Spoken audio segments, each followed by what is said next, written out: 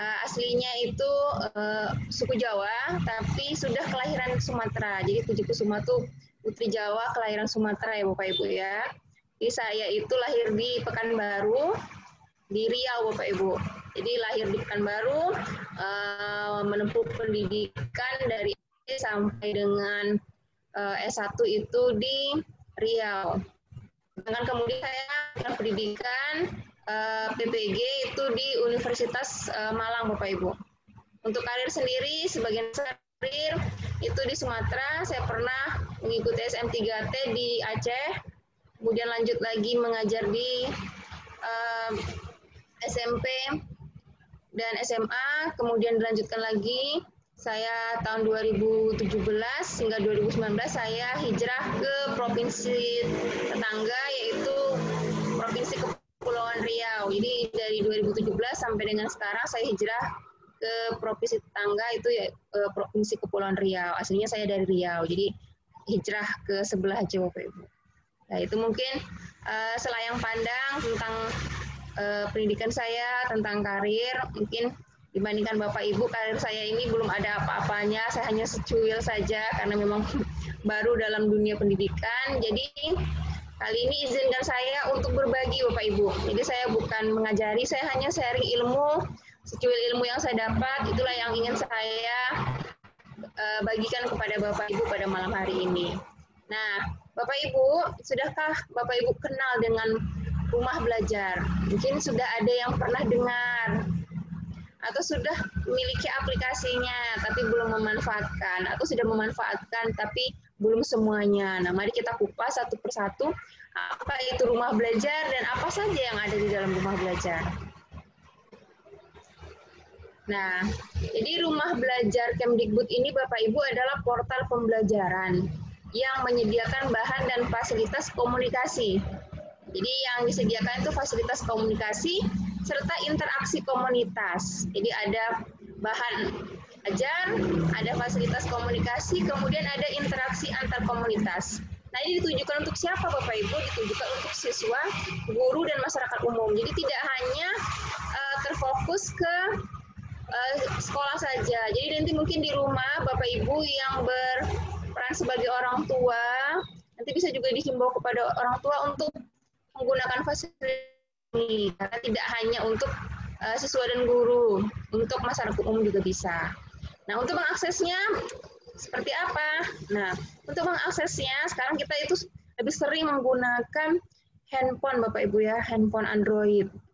Rata-rata kita lebih sering menggunakan handphone ketimbang kita menggunakan PC. Karena kalau menggunakan PC, laptop, komputer, kita harus buka dulu. Jadi kalau kita menggunakan handphone di mana saja, kapan saja, lagi dengan siapa, kita tuh bisa menggunakannya. Nah, untuk menggunakan rumah belajar di handphone, Bapak Ibu bisa mendownload aplikasinya di Play Store atau Google Play. Untuk menikmatinya bagaimana Bapak Ibu? Bapak Ibu tinggal buka menu Play Store, kemudian ketik rumah belajar. Filenya kecil aja Bapak Ibu, hanya 2 MB, jadi nggak akan bikin berat handphone Bapak Ibu, hanya 2 MB, kemudian klik install. Nah, klik install, nanti Bapak Ibu bisa masuk menggunakan akun Gmail yang Bapak Ibu gunakan untuk buka aplikasi-aplikasi yang ada di handphone Bapak Ibu. Sangat gampang sekali. Nah, fiturnya apa saja? Fitur di dalamnya kita bisa menikmati ya Bapak Ibu. Jadi selain aplikasi, nanti Bapak Ibu juga bisa menikmati fitur menu web. Jadi kalau misalnya Bapak Ibu tidak mau menggunakan fitur aplikasinya, bisa juga menggunakan fitur web yang kita akses dari handphone tadi. Nah, Bapak Ibu nanti buka browsernya masing-masing, kemudian nanti klik di sebelah kanan ada titik 3, itu ada fitur menu webnya. Buka, nanti pilih menu, pilih rumah belajar, nanti bisa buka seperti membuka di versi PC. Jadi pilih nanti fiturnya yang pilihan di sebelah kanannya nanti ada yang situs desktop. Nah, seperti itu Bapak Ibu. Nah, udah tahu ya Bapak Ibu ya, nanti di rumah langsung buka handphonenya, langsung ketik rumah belajar, langsung diinstal. Jadi bisa langsung menikmati manfaat-manfaat yang ada di rumah belajar ini. Nah, sebelum menikmati manfaatnya, kita bahas nih fitur-fiturnya apa saja yang ada di sana. Nah, fitur di rumah belajar itu banyak Bapak Ibu, tapi kita akan dikategorikan itu menjadi dua. Pertama ada fitur utama, itu ada kelas digital, sumber belajar, bank soal, dan laboratorium maya. Kemudian ada fitur pendukung. Nah, untuk fitur pendukung sendiri ada karya komunitas, karya guru, karya bahasa dan sastra. Kemudian ada fitur peta budaya, buku sekolah elektronik, wahana jelajah angkasa. Kemudian karya bahasa dan sastra, pengembangan keprofesian berkelanjutan, dan ada educare. Nah, kita bahas kilas ya Bapak Ibu, karena nanti narasumber berikutnya juga akan memadukan dengan sistem pembelajaran yang sudah dilakukan.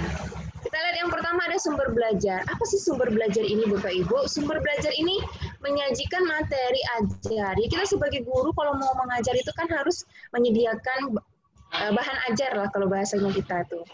Nah, yang berdasarkan kurikulum.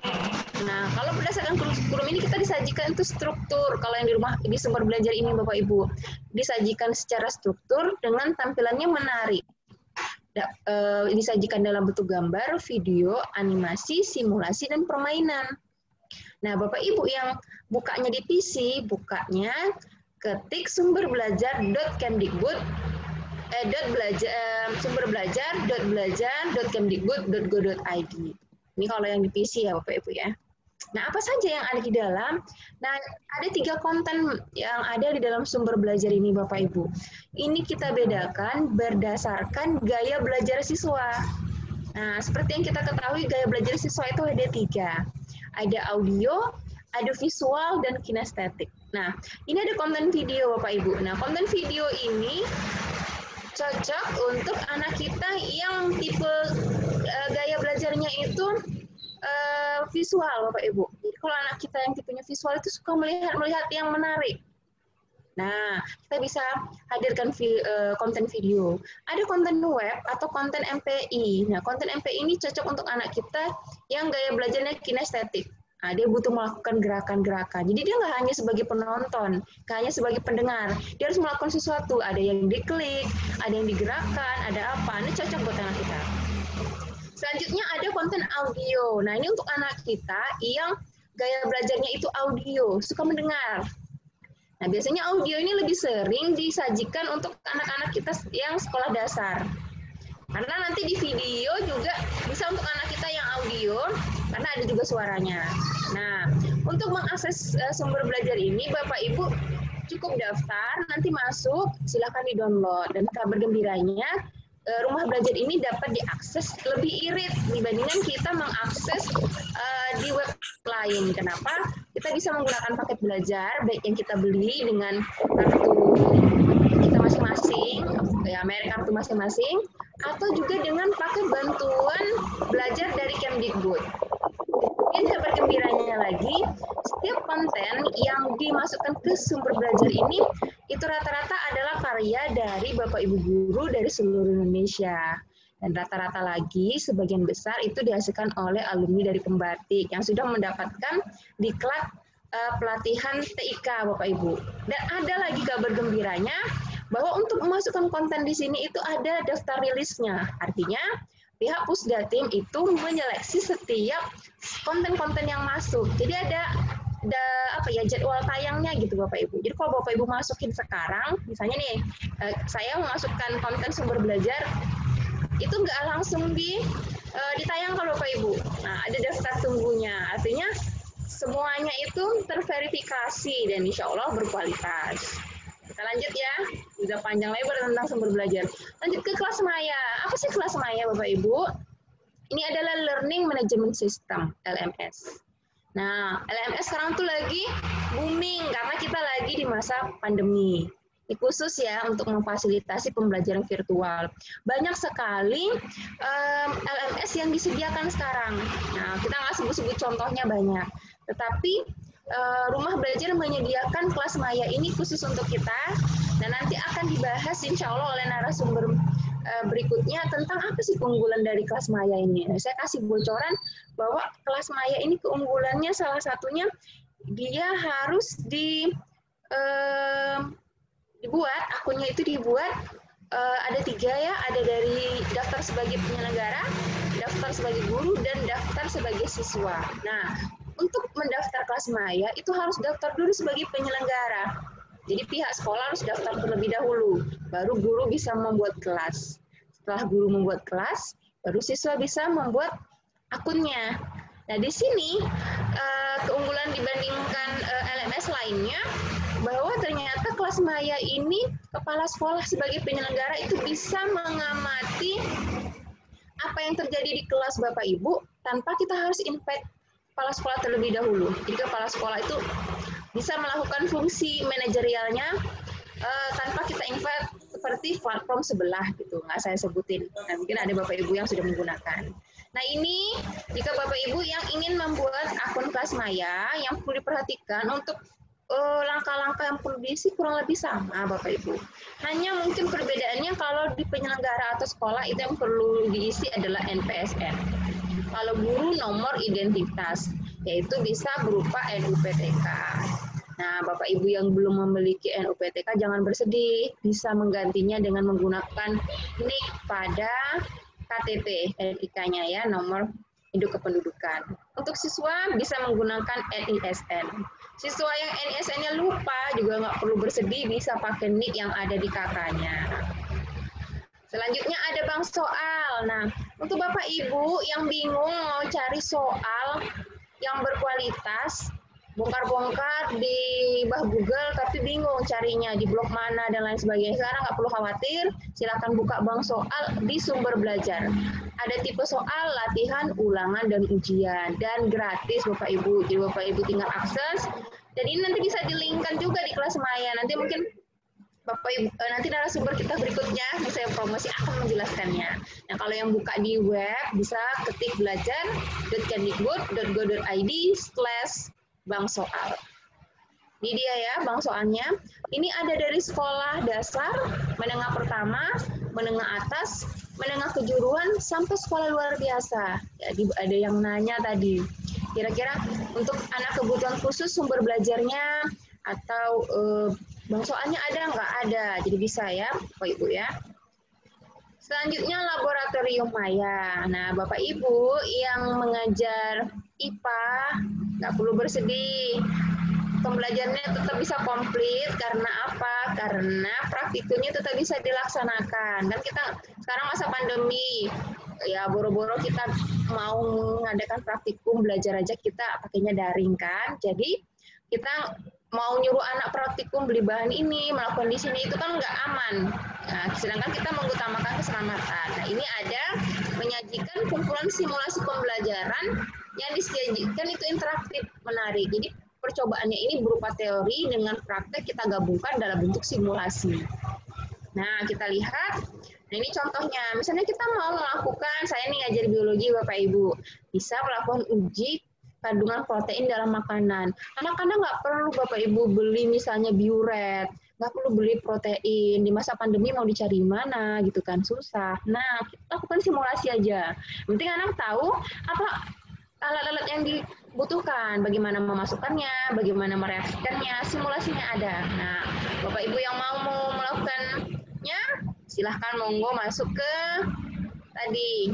rumah belajar, nanti akses laboratorium mayanya. Jadi ya Bapak Ibu ya gambaran. Nah, jadi dia lengkap Bapak Ibu, di situ ada nanti kita mau cantumin bahan referensinya. Kemudian kita ada bahan teorinya, ada LKS, dan ini bisa di-download Bapak Ibu. Jadi Bapak Ibu simulasinya bisa di-download, dibagikan juga kepada siswa-siswa, bisa dinikmati nanti sama siswanya secara offline. Mungkin siswanya kali kurang menarik, mungkin bisa dicobakan berkali-kali di rumah gitu. Selanjutnya ada BSE. Nah, kalau BSE ini rasa saya itu sudah dinikmati jauh hari sebelum saat ini, tanpa sadar sebenarnya udah menikmati produk-produk dari rumah belajar. Jadi Bapak Ibu yang apalagi masa pandemi, bukunya banyak tinggal di rumah, nggak sedia atau lagi di jalan ada siswa yang nanya kita nggak sedia buku. Nah sekarang tuh sudah gampang, buku Bapak Ibu semuanya bisa masuk ke dalam HP Android-nya. Jadi Bapak Ibu lagi di jalan, lagi di mobil, lagi di motor, nggak perlu bawa buku sampai 3 kardus gitu ya. Jadi buku 3 kardus itu muat semuanya di dalam HP Android Bapak Ibu. Simple kan Bapak Ibu, tinggal download buku-buku yang sesuai dengan kurikulum di BSE, jadi di Bank Sekolah Elektronik. Mau akses silahkan, aksesnya di bse.kemdikbud.go.id. Silahkan download sebanyak-banyaknya buku yang ada gratis. Ada promosi. Nah ini ya Bapak Ibu ya. Nah, bukunya ada nih, jadi nanti bisa dicek terus update-annya, buku-buku terbaru. Kita kan sekarang kurikulumnya 2013. Kita cek terus update-an buku-buku terbaru yang ada di BSE tadi. Nah, pokoknya satu perpustakaan buku, masukkan semuanya Bapak Ibu. Jadi nanti ketika ada anak di rumah, Bapak Ibu, misalnya Bapak Ibu ngajarnya SMP, tapi punya putra atau putri di SD, tinggal buka aja. Lagi ngajarin. Nah, jadi lengkap. Perpustakaan pun kini ada di HP Android Bapak Ibu. Selanjutnya peta budaya. Kalau laboratorium maya tadi itu untuk yang mengajar IPS, sekarang kita masuk peta budaya untuk Bapak Ibu yang mengajar ilmu pengetahuan sosial. Nah, jadi seluruh budaya di Indonesia itu masuk di dalam peta budaya dalam bentuk gambar, video, animasi, dan permainan Bapak Ibu. Nah, gambarnya seperti apa? Nah, ini Bapak Ibu cukup nanti pilih salah satu provinsi, tinggal klik. Nanti akan muncul, misalnya salah satunya seperti ini. Nanti akan muncul nanti ya Bapak Ibu, tinggal diklik, cari video-video atau gambar-gambar animasi tentang budaya. Seperti itu. Selanjutnya ada wahana jelajah angkasa. Nah, ini kalau misalnya mau cari sarana belajar tentang ruang angkasa. Yang pengen lihat bagaimana sih sistem tata surya ini kalau kita lihat secara langsung gitu ya. Mungkin untuk Bapak Ibu yang mengajar geografi atau mungkin astronomi gitu. Silahkan Bapak Ibu. Ya, jadi nanti di sini bisa dipilih Bapak Ibu. Bapak Ibu melihatnya yang solar system. Nanti kita klik, nanti kita akan lihat bagaimana titik-titik di solar system kita. Misalnya ada yang mau lihat Neptunus, kita klik. Sebenarnya Neptunus itu di mana posisinya? Kita lihat langsung gitu ya. Kemudian ada pengembangan keprofesian berkelanjutan. Nah, ini untuk kita Bapak Ibu guru. Nah, Bapak Ibu guru yang bingung ikut kegiatan pendidikan dan pelatihan yang gratis dan berkualitas. Nah, di sinilah tempatnya Bapak Ibu. Salah satunya yaitu pembatik kemarin. Itu salah satunya Bapak Ibu. Banyak lagi diklat-diklat yang diadakan. Dan itu semua sesuai dengan kompetensi yang kita miliki. Bapak Ibu pengen ikut pelatihan, nah, jangan ragu-ragu Bapak Ibu. Selepas ini ketik simpatik.belajar.kemdikbud.go.id. Tapi kalau yang di handphonenya sudah ada aplikasi, tinggal klik aja PKB-nya. Nah ini caranya Bapak Ibu cukup mendaftar bagi yang belum, kalau yang sudah ya silahkan masuk. Nah daftarnya bisa dengan sebagai guru maupun non guru. Jadi kalau misalnya Bapak Ibu itu TU, nah, bukan guru, silahkan daftarnya non-guru. Selanjutnya ada fitur, namanya fitur EduGame. Fitur EduGame ini fitur terbaru dari Rumah Belajar yang dirilis pertengahan tahun ini. Isinya apa? Nah, isinya adalah game online. Jadi kalau ada putra-putri Bapak Ibu, siswa kita yang ketagihan game online mungkin bisa dialihkan ke EduGame. Kenapa? Nah, karena EduGame ini bermain sambil belajar. Fiturnya menyediakan berbagai game interaktif yang dapat dimanfaatkan secara mandiri maupun dengan bimbingan orang tua. Jadi nanti Bapak Ibu silakan akses. Saya kemarin cek itu sudah ada 21 atau 24 game yang tersedia di EduGame ini, dan itu insya Allah nanti banyak ini perpaduannya. Jadi ada materi matematikanya, gabung nanti dengan kimia gitu ya. Nanti bisa dinikmati oleh Bapak Ibu. Nah, ini dia daftarnya. Ini contoh yang Kurirgo. Kalau Kurirgo ini saya lupa ingat karena baru buka kemarin. Kurirgo ini dia ada kurir yang mengantarkan paket. Nah, kalau nggak salah paketnya ini nanti dia mengurutkan itu berdasarkan nama unsur. Terus ada juga hitungnya berdasarkan matematika. Nah, nanti ini ada juga yang pertualangan antariksa, ini ada juga. Nanti ada ini roketnya akan menembakkan meteor yang jatuh itu nanti akan ditembakkan berdasarkan hitungan. Jadi kalau hitungannya benar nanti akan ada rudalnya atau pelurunya yang untuk menembakkan ke meteornya. Nah, seperti itu. Kemudian ada fitur pendukung berikutnya itu ada yang berisi karya komunitas, karya guru, dan karya bahasa atau sastra. Itu yang namanya pena rumah belajar. Bapak Ibu yang suka nulis, yang suka buat-buat karya-karya, silakan dipublish di sini Bapak Ibu agar semua orang bisa menikmati. Nah, seperti itu fitur-fiturnya Bapak Ibu. Lengkap kan? Nah, karena lengkap, tunggu apa lagi?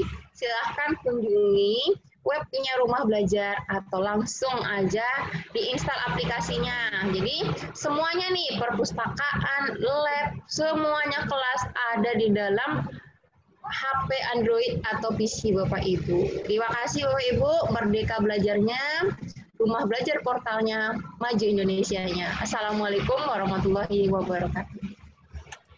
Waalaikumsalam warahmatullahi wabarakatuh. Waalaikumsalam warahmatullahi wabarakatuh. Demikianlah penyampaian materi dari Bu Dian Aryani dari SRP Kepulauan Riau.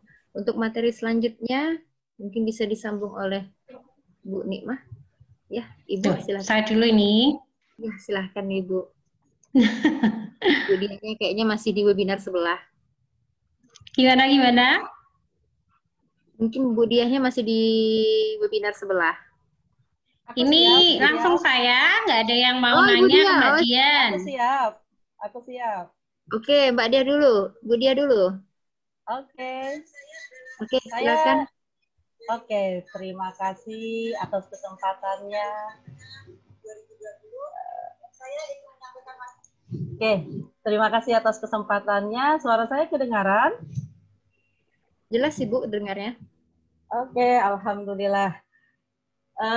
Mohon maaf sebelumnya karena saya tutup loncat malam ini, tapi di satu sisi saya sangat ingin sekali berbagi dengan teman-teman IPA yang ada di seluruh Indonesia. Artinya di sini malam ini saya ingin berbagi tentang best practice yang sudah saya lakukan dengan menggunakan PBL. Boleh saya share screen? Silahkan. Saya share screen ya. Ya, hostnya masih ini. Boleh silahkan, saya? Ibu. Oke. Belum dijadiin. Belum dijadiin co-host ya. Oke. Sebentar. Oke. Ya, silakan. Sudah. Oke. Belum.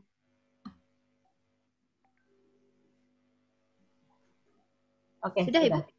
Sudah. Terima kasih. Oke.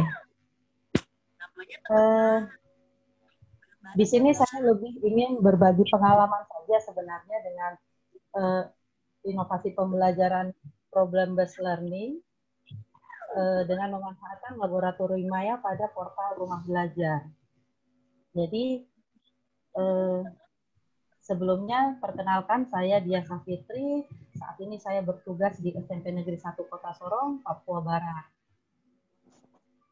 Oke, kalau kita guru pasti kita sudah tahu dan sudah mengenal tentang model-model pembelajaran.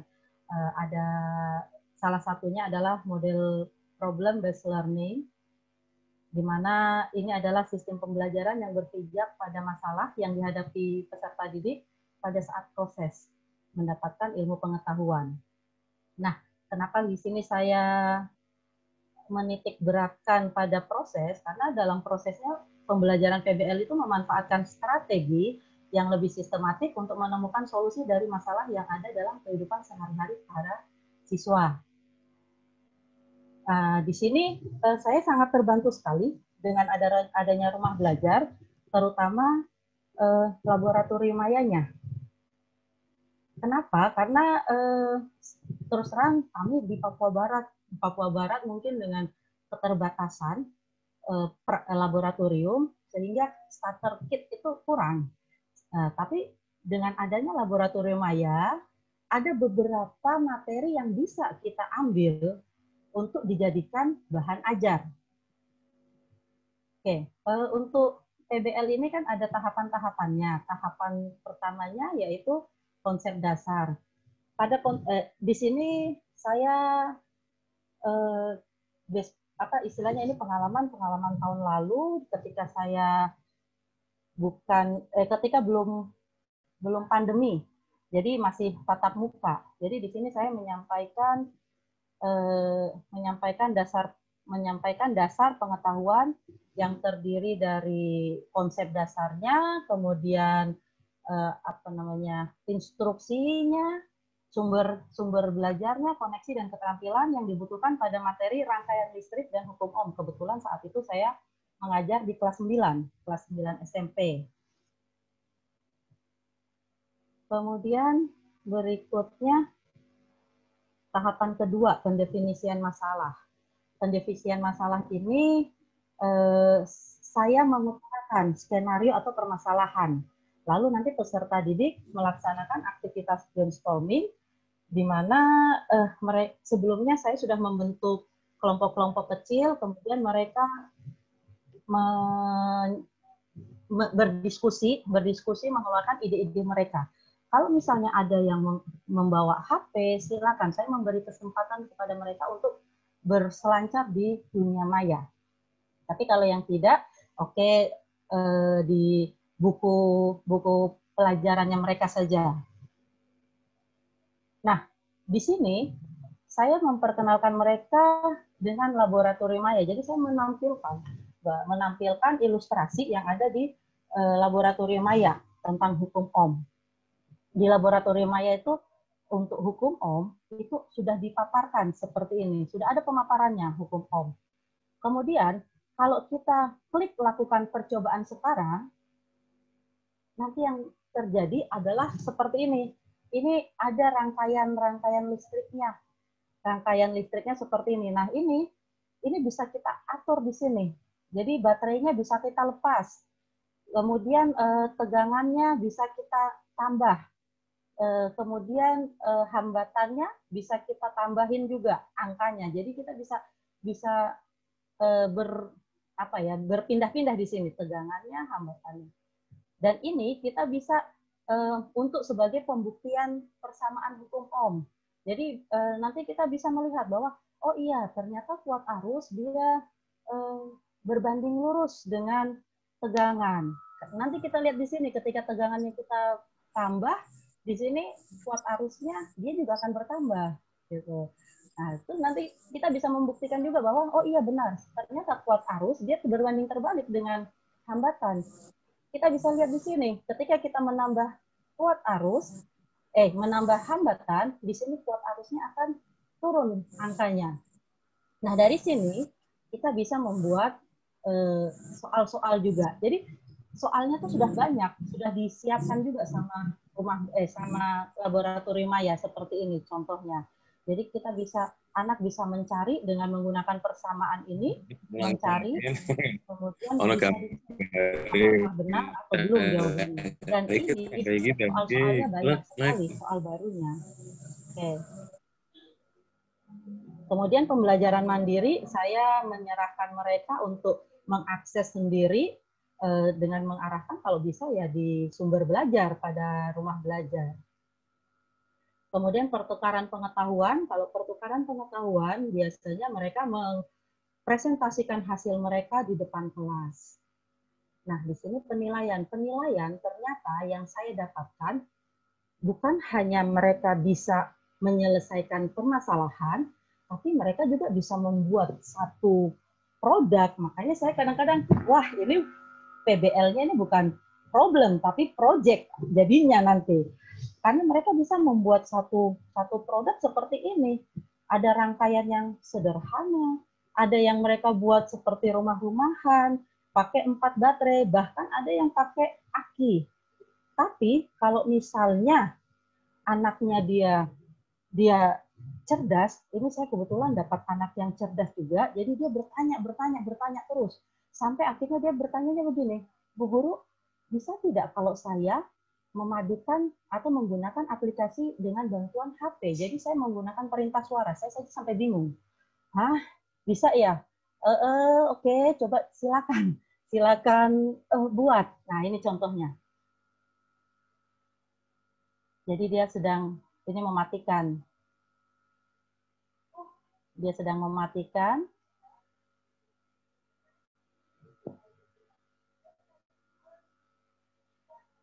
Kemudian dia menghidupkan. Dan dia mematikan.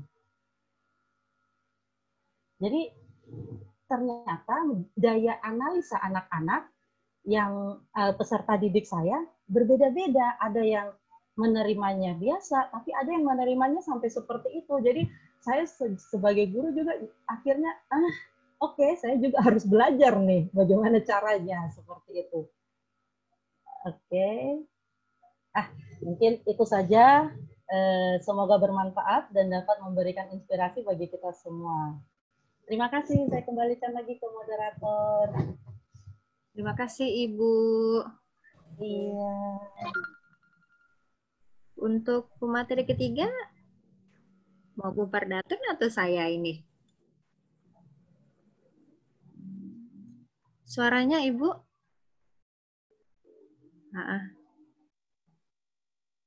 Ibu mic-nya diaktifkan dulu, mikrofonnya.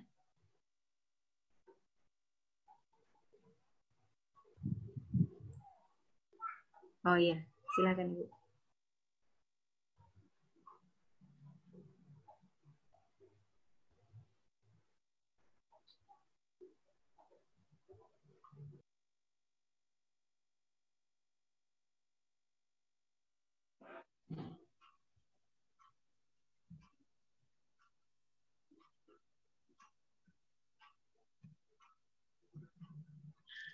Assalamualaikum warahmatullahi wabarakatuh. Halo teman-teman semua, dengar suara saya? Waalaikumsalam. Dengar, Bu. Terima kasih ya teman-teman yang sudah hadir kali ini. Terima kasih teman-teman dari Kudus, dari Riau, dari Papua, dari mana lagi? Nah, perkenalkan dulu. Ya, oke. Perkenalkan dulu ya teman-teman, saya Fardatun Nikmah dari Jawa Tengah. Nah, mungkin kalau teman-teman Kudus sudah sangat hafal nih, di mana ini. Nah, bagi teman-teman Mbak Elvira, Mbak Diah, Mbak Dian, sudah pernah dengar Wali Songo belum? Nah, dua Wali Songonya itu ada di Kudus, yang satu Sunan Kudus, satunya lagi adalah Sunan Muria. Nah, ini adalah Sunan Kudus. Oke, sekarang saya lanjut ke materi intinya.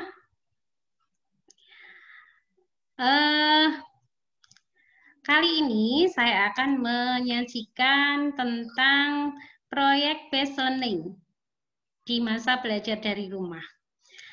Selama ini, selama misalkan waktu hari-hari biasa, kita pasti sudah sering menggunakan proyek based learning. Namun di masa pandemi, mungkin beberapa teman-teman berpikir, gimana anak-anak mengerjakan proyek gitu ya. Sementara mereka belajarnya di rumah. Nah, sebenarnya materi saya itu sudah sampai di pewarisan sifat untuk bulan ini ya. Cuman ketika kemudian saya ingat bahwa semester ini saya belum sempat memberikan tugas proyek ke anak-anak gitu.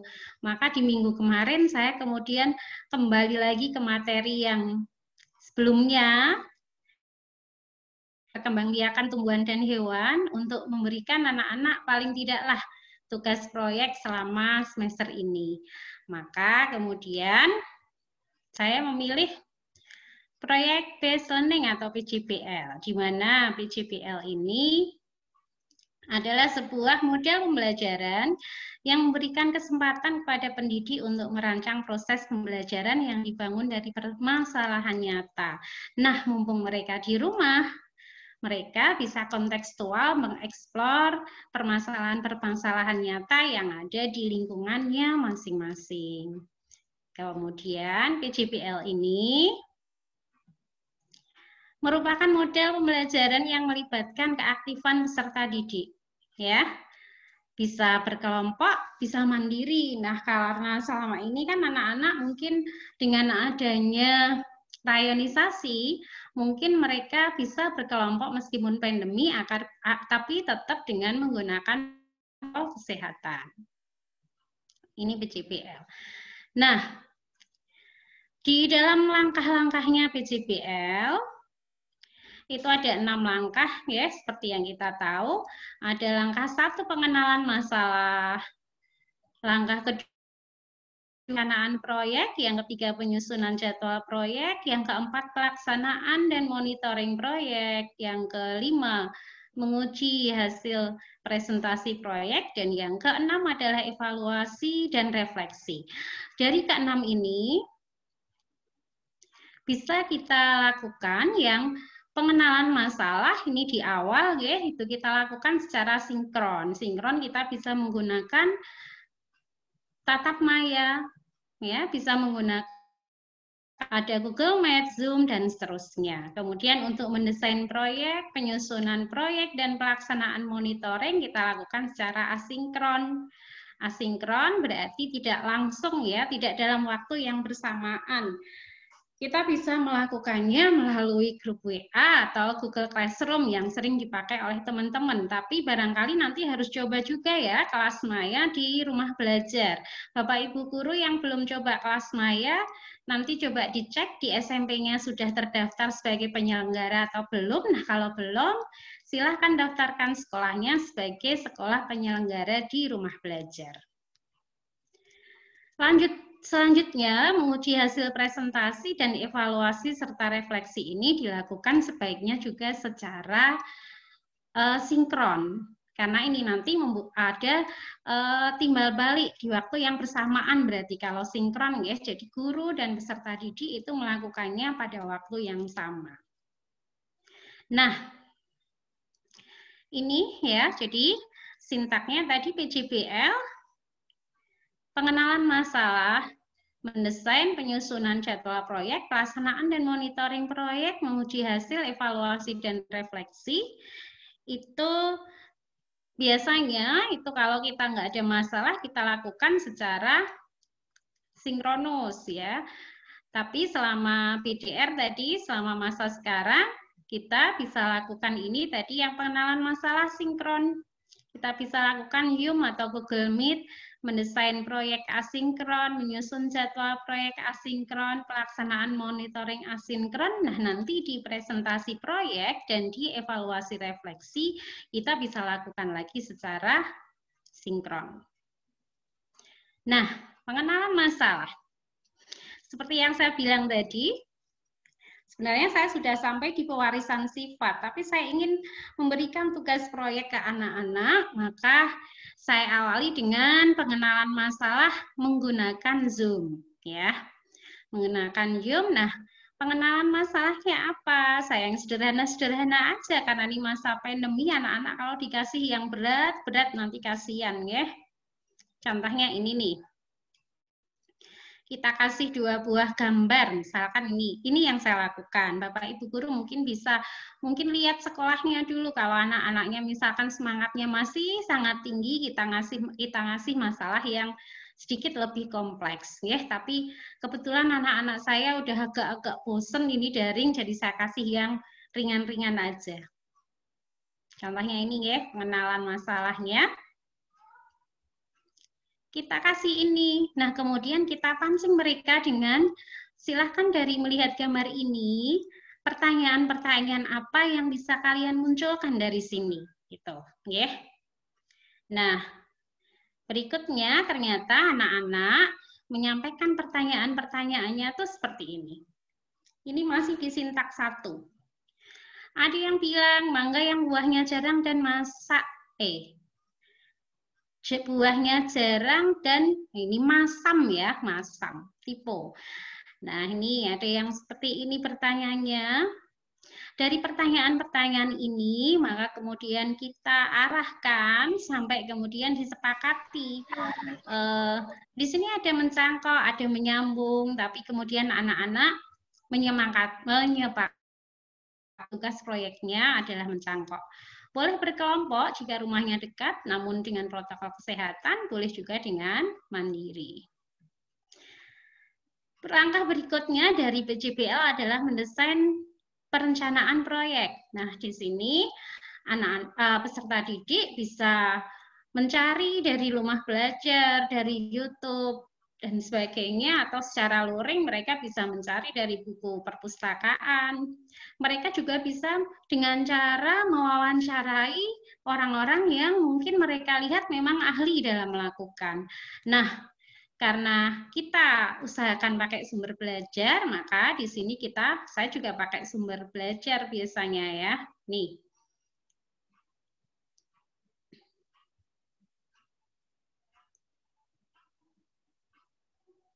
Nah, saya sarankan anak-anak juga untuk melihat sumber belajar, yaitu di sini ada perkembangbiakan pada tumbuhan.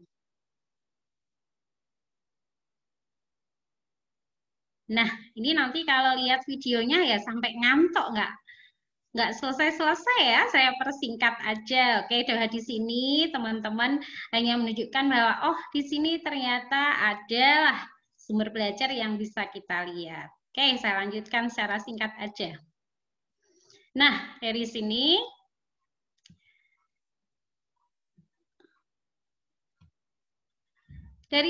kemudian menyusun jadwal proyek. Seperti yang saya tadi bilang ya, saya sudah sampai ke pewarisan sifat. Tapi karena saya ingin memberikan tugas proyek yang nggak begitu susah, maka baru di tanggal 12 Oktober berarti tadi ya, anak-anak itu kemarin ya, anak-anak itu baru persiapan untuk menyiapkan alat bahan. Sehingga 15 Oktober nanti masih mencari dan meminta izin tanaman yang bisa dicangkok, dan di tanggal 19 Oktober mereka sudah menyepakati jadwal-jadwal ini.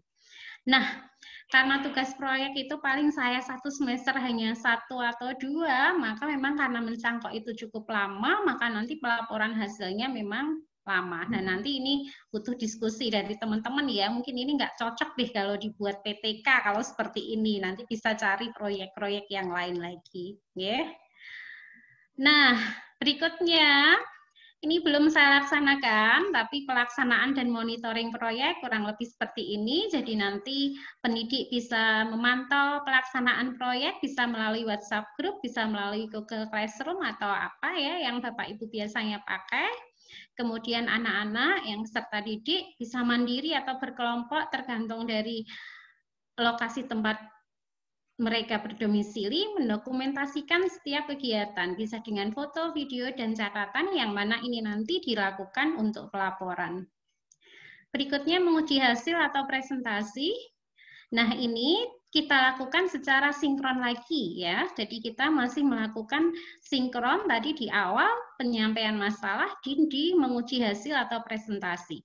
Insya Allah dengan adanya kuota gratis dari pemerintah, anak-anak tidak keberatan untuk melakukan Zoom meeting.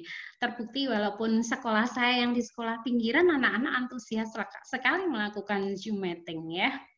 Di sini anak-anak melakukan presentasi ditanggapi oleh kelompok lain dan pendidik memberikan penguatan terhadap hasil presentasi. Terakhir dari PJBL adalah evaluasi dan refleksi, di mana ada 2 evaluasi yang dilakukan, yaitu evaluasi pelaksanaan proyek maupun evaluasi dalam pemahaman. Ya, jadi ada dua yang dilakukan. Pendidik juga melakukan review hasil, pelurusan konsep, tahap pengambilan simpulan dan rangkuman, kemudian pengerjaan kuis pemahaman juga dilakukan di evaluasi dan refleksi. Teman-teman, demikian sedikit berbagi yang bisa saya lakukan. Mudah-mudahan ada manfaatnya. Ya, terima kasih. Atau bahasa Jawanya mungkin Mbak Dia, Mbak Elvira, Mbak Dian, nggih, matur nuwun sanget. Terima kasih. Assalamualaikum warahmatullahi wabarakatuh. Waalaikumsalam warahmatullahi wabarakatuh. Mbak Kemal itu, Kak.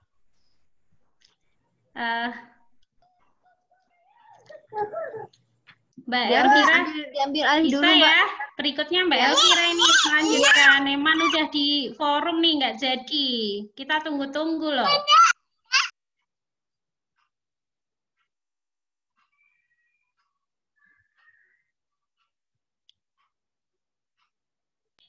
Mohon maaf Bapak Ibu jika ada noises di samping suara Bapak Ibu. Oke, baiklah Bapak Ibu. Ya, terima kasih sebagai materi penutup. Setelah ini nanti akan ada sesi tanya jawab. Bapak Ibu, saya mohon untuk melihat chat. Untuk bagian chat di situ ada presentasi dan juga ada instruksi untuk bertanya. Jika Bapak Ibu ingin bertanya, maka Bapak Ibu bisa dengan menuliskan nama, asal instansi atau sekolah, kemudian pertanyaan ditujukan kepada siapa, dan kemudian Bapak Ibu dapat menuliskan pertanyaannya. Oke, Bapak Ibu, untuk menyingkat waktu, saya akan share screen saya.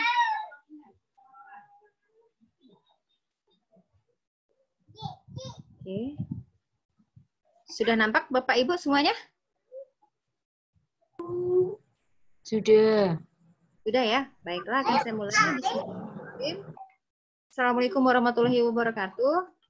Ini sebagai materi terakhir, tapi semoga tidak akhir untuk kita belajar.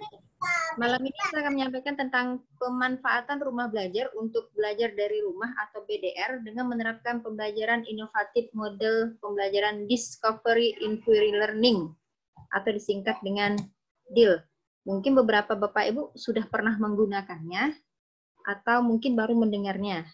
Nah, untuk itu mari kita belajar sama-sama Bapak Ibu ya. Oke. Nah, di sini apa itu DIL?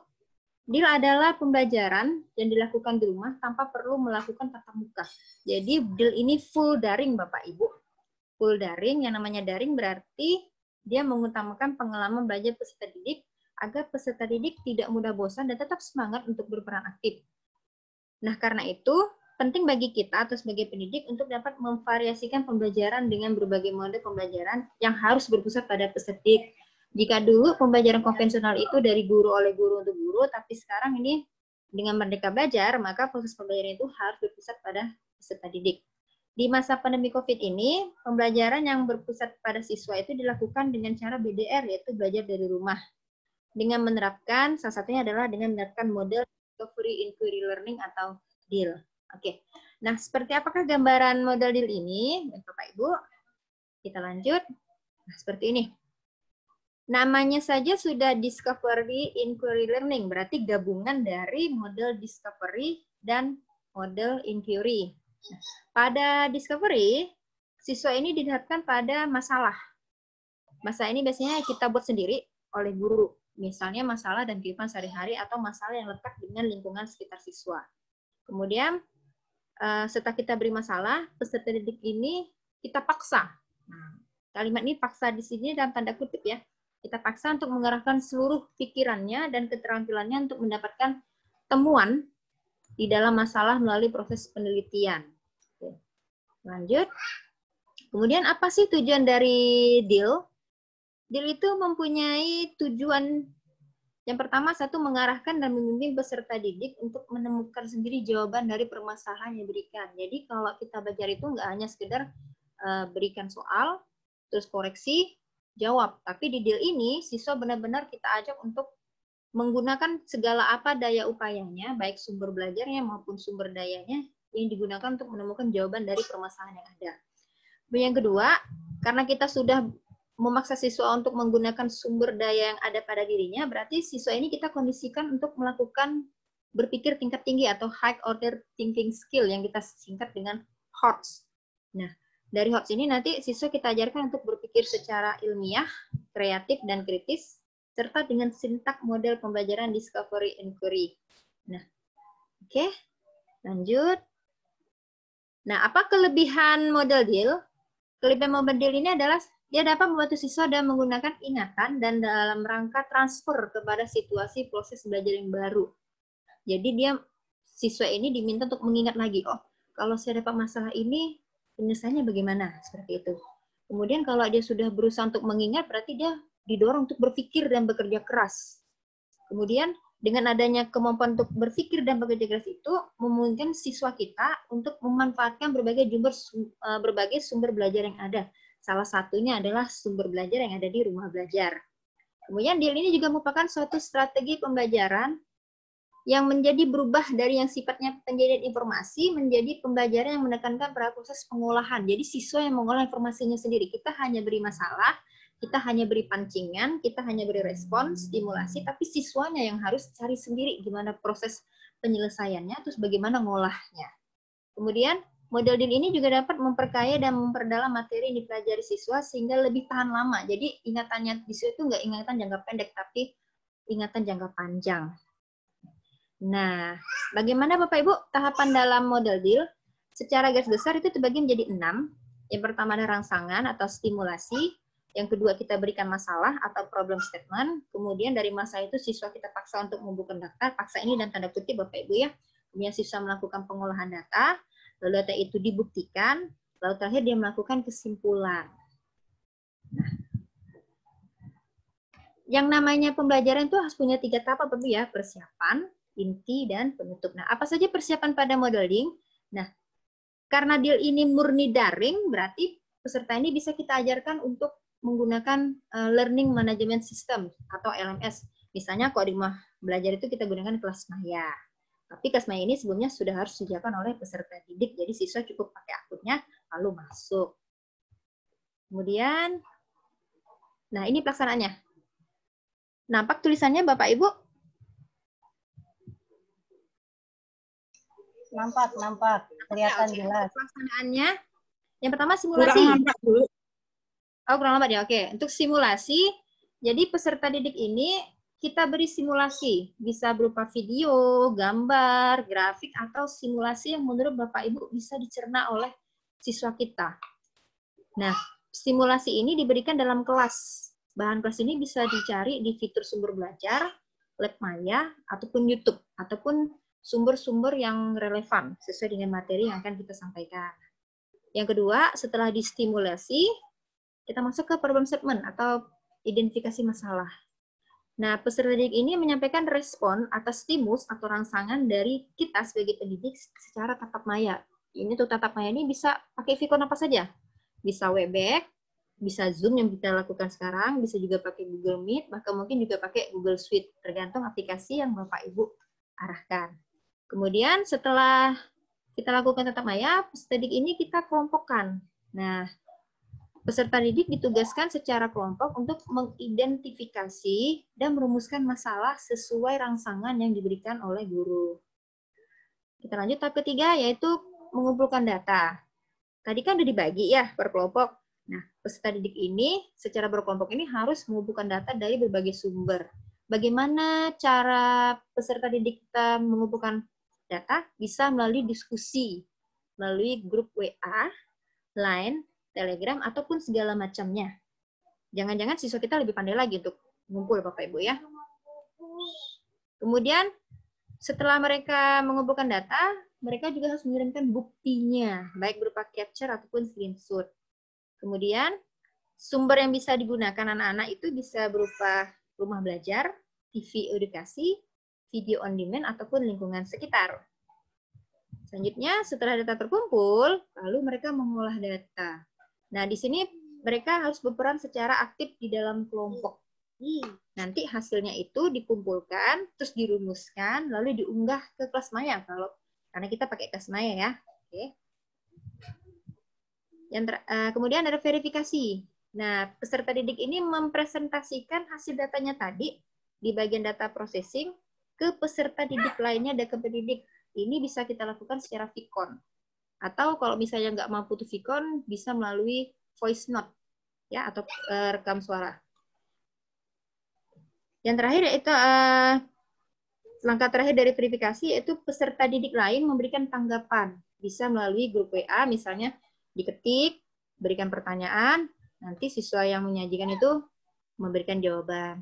Nah, yang terakhir, generalisasi, yaitu peserta didik secara kelompok diminta untuk membuat kesimpulan berdasarkan hasil verifikasinya tadi, dengan masukan dari kita sebagai pendidik ataupun dari peserta didik yang lainnya. kemudian diunggah ke kelas maya sebagai penugasan mandiri. Oke. Nah, penutup Bapak Ibu. Nah, apa yang dilakukan peserta didik pada kegiatan penutup? 1. Peserta didik menyimak rangkuman dan review atau pengulangan atau penekanan atau penguatan dari pendidik, kita maksudnya, terhadap hasil pembelajaran dari semua kelompok. Jika ada pemahaman konsep yang melebar atau kurang tepat, maka kita sebagai pendidik yang meluruskannya. Jadi nggak sampai melebar kemana-mana. Yang kedua, nah setelah dilakukan rangkuman, peserta didik mengikuti evaluasi daring. Nah, evaluasi daring ini Bapak Ibu bisa gunakan quiz daring, bisa juga Bapak Ibu bikin sendiri, misalnya pakai Google Form atau pakai Quizy. Tergantung keperluan dan kemampuan dari kita. Oke. Nah, ini ada contoh permasalahan dan RPP yang menerapkan model DING dengan memanfaatkan konten rumah belajar. Nah, pada materi IPA kelas 7, semester 1, itu kan kalau nggak salah ada namanya materi perubahan zat. Siswa kita mungkin tahu, zat itu ada 3, padat, cair, gas. Tapi mungkin mereka masih bingung ya, karena ini kan peralihan mereka dari SD ke SMP. Mereka bingung. Ketika A berubah jadi B itu termasuk perubahan apa ya? Apakah fisika ataukah kimia? Nah, kadang begitu mereka diberi soal secara tertulis, mereka keliru. Yang seharusnya perubahan fisika jadi perubahan kimia. Yang seharusnya perubahan kimia malah tulis perubahan fisika. Nah, dengan model deal ini, peserta didik ini diharapkan bisa merumuskan sendiri masalahnya. Jadi tadi itu langkah-langkahnya. Ada beri masalah, ada pengumpulan data, dan sebagainya. Oke, Bapak Ibu, saya coba akan tampilkan RPP-nya.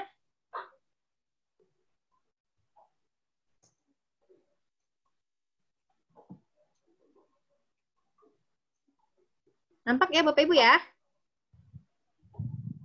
Nah, ini dia. Ini contoh RPP yang menggunakan model DIL pada materi perubahan fisika dan perubahan kimia. Jadi sangat singkat Bapak Ibu, RPP-nya cukup 1 lembar.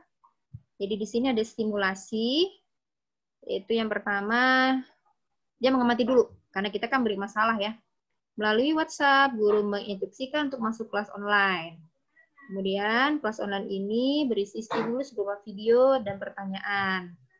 Kemudian problem statement. Ada proses menanya. Proses menanya ini dilakukan di pertemuan tahap kedua. Oke, bentar Bapak Ibu ya. Di pertemuan tahap 2 ini bisa dilakukan melalui kelas online. Kelas online ini bisa Bapak Ibu gunakan kelas maya, bisa juga Bapak Ibu gunakan aplikasi Pikon. Kemudian data collection.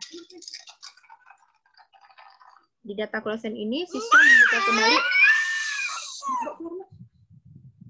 Bentar Bapak Ibu ya. Mohon maaf.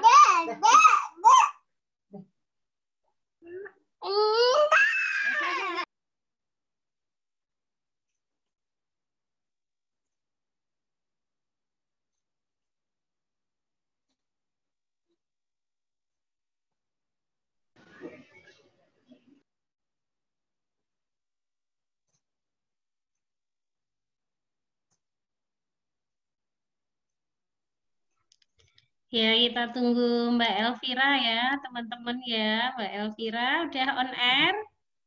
Oke, ya lanjut.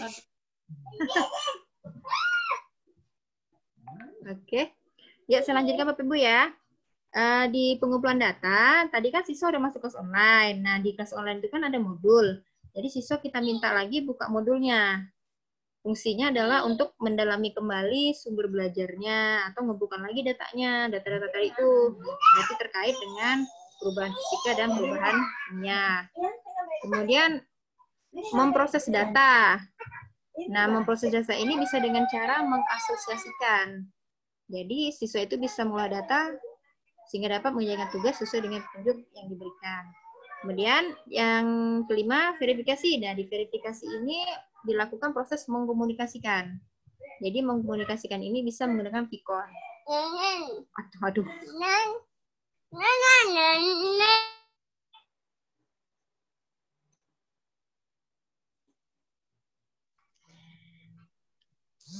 Sambil menunggu Mbak Elvira. Mohon maaf ya Bapak Ibu. Dosa dulu lah. Duduk ke depan, Sana.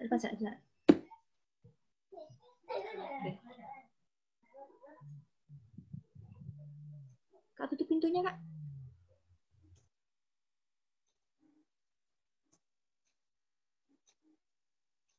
Mohon maaf lagi Bapak Ibu, ya Allah. Verifikasi, mengkomunikasikan ya. Kita lanjut. Di pertemuan ketiga ini bisa Bapak Ibu gunakan aplikasi Vicon. Yang terakhir, generalisasi, yaitu mengkomunikasikan kembali yang tadi bahwa ada guru bikin review dan meresume hasil presentasi. Nah, di sini guru dan siswa ini bisa melakukan refleksi bersama apakah pembelajarannya sudah sesuai atau belum. Jika ada yang di luar konteks, maka guru bisa meluruskan. Oke, Bapak Ibu, kita lanjut.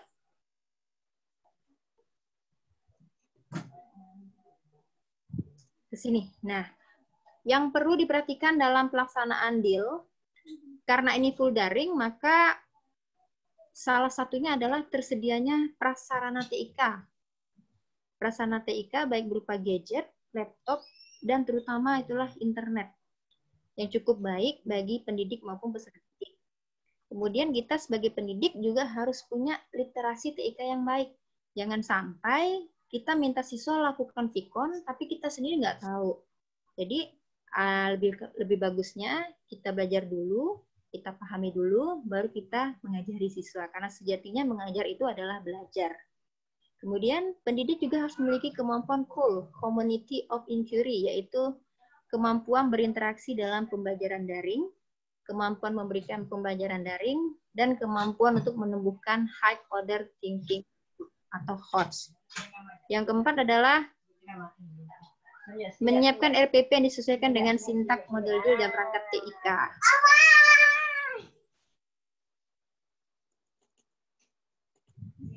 Demikian Bapak Ibu yang dapat saya sampaikan. Mohon maaf sebelumnya atas noisy yang ada di untuk malam ini, karena mereka nggak bisa diatur. Sekian, saya kembalikan ke host. Terima kasih. Assalamualaikum. Ya, terima kasih Mbak Elvira. Bapak Ibu ada 2 pertanyaan, mungkin Mbak Dian atau Bu Diah bisa menjawab. 2 pertanyaan, yang pertama dari Bu Sri Ernawati, tadi bertanya tentang ada beberapa kelas ada di di laboratorium maya, tidak semua praktikum yang kita inginkan ada di sana. Mungkin teman-teman narasumber dapat memberikan solusi cara mendapatkan praktikum yang kita inginkan dan tidak ada di laboratorium maya. Kemudian pertanyaan yang kedua dari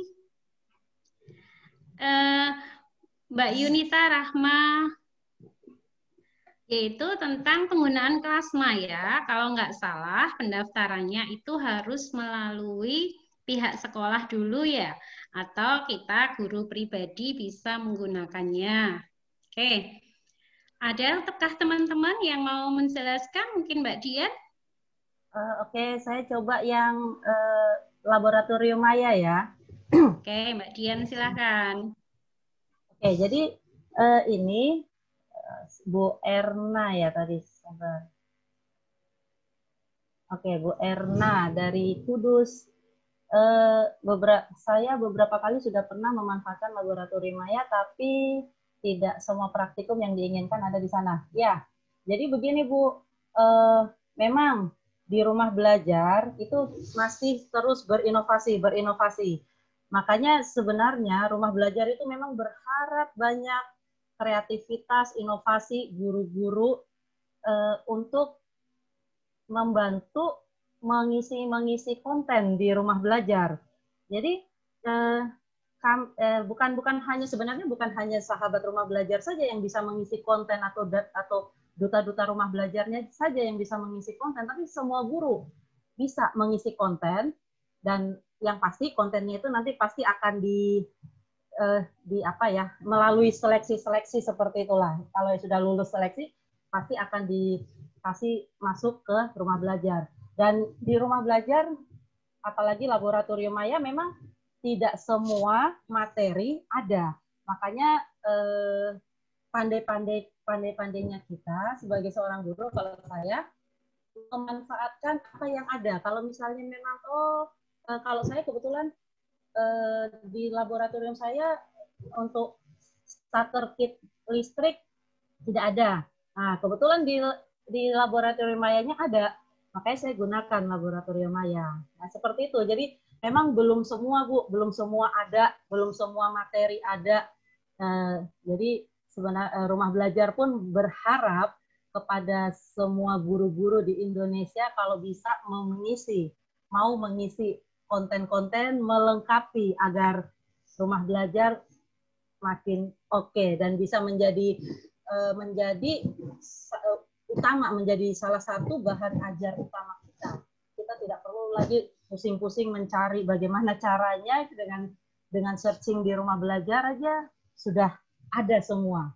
Seperti itu mungkin, Bu.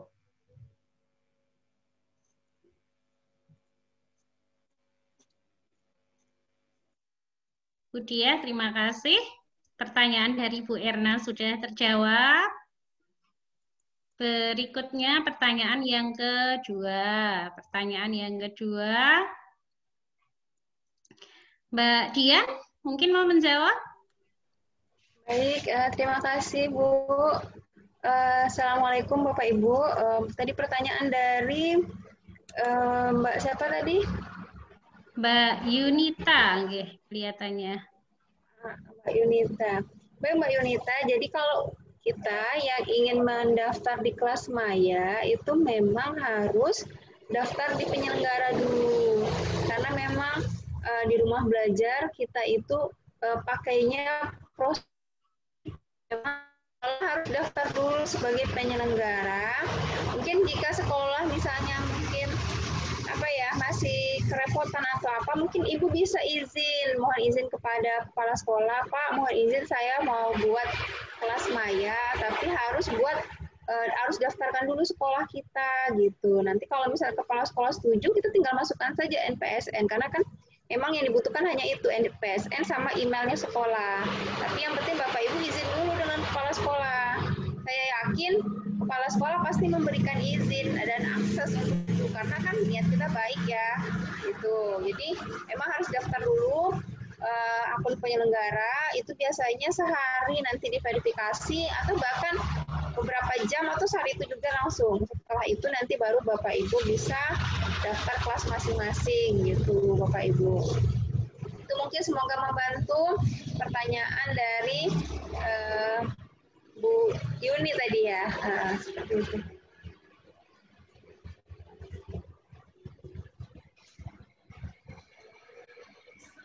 Dian, terima kasih Mbak Dian. Teman-teman, mungkin ada yang masih mau bertanya atau dirasa sudah cukup? Oke.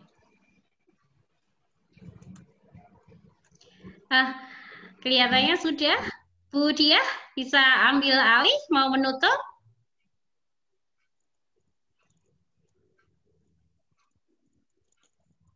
Bu Dia udah ke sebelah lagi atau masih di sini? Halo. Hadir, masih di sini. Masih setia sama guru-guru IPA, tetap is the best. IPA is the best. Oke. Itu dari ada Bu Nurwakidatul Hasanah dari SMA Negeri Megang Sakti, Kabupaten Musirawas. Apakah untuk mengakses rumah belajar sekolah harus daftar dulu sama ya sebagai penyelenggara? Oh sudah ya? Udah langsung tadi, udah langsung sama Mbak Dian. Oh iya. Oke. Jadi ini sama kan enggak sih Bu? Sama kayaknya. Enggak. Kalau ini tadi kan kelas maya ya. Ini rumah belajar. Oke. Beda. Apakah untuk mengakses rumah belajar, sekolah harus daftar dulu sebagai penyelenggara atau kita sebagai guru bisa menggunakan langsung? Ini jadi Kalau misalnya ke kelas maya itu yang seperti tadi Bu Dian sampaikan. Kalau memang kita mau sekolah yang mendaftarkan dulu sebagai sekolah penyelenggara, baru kita nanti guru-guru akan secara otomatis kalau kita mendaftar langsung bisa di bawah naungan sekolah kita seperti itu. Tapi kalau untuk akses ke rumah belajar lebih bagus kalau kita sebagai seorang guru kita mendaftar, Bu. Ibu ya, kita mendaftar. Tapi tidak mendaftar pun kita bisa mengakses rumah belajar. Cuma memang tidak daftar kemudian kita login akun sendiri. Ya, Pak. Seperti itu. Ya, Jadi Pak. Ada dua alternatif, bisa kita daftar, bisa juga kita akses tanpa harus mendaftar. Itu untuk rumah belajar. Seperti itu Ibu Nurwati Hasanah. Iya Ibu, terima kasih. Masih ada lagi? Iya. Oke. Masih ada lagi yang Bu mau Dia, bertanya? mau sekalian ditutup? Iya. Oke, kalau Atau sudah masih tidak ada lagi yang mau menyampaikan?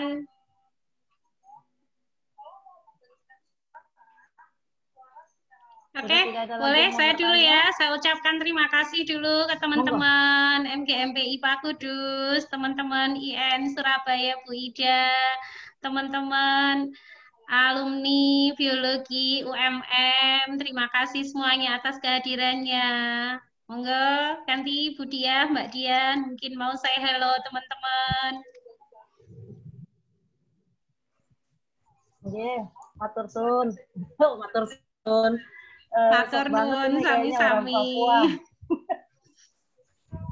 Boleh deh untuk yang terakhir teman-teman hidupkan videonya dong. Kita foto sama-sama sebelum kita akhiri gitu. Iya. Iya, bisa dihidupkan semua kameranya supaya bisa berfoto.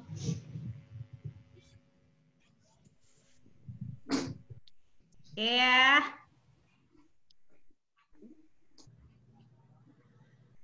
Ini Mbak Elvira masih ada ya? Oke. Masih. Hitungan ketiga kita foto ya. 1. Masih ada yang belum hidupin ini. 2. Ya. 3.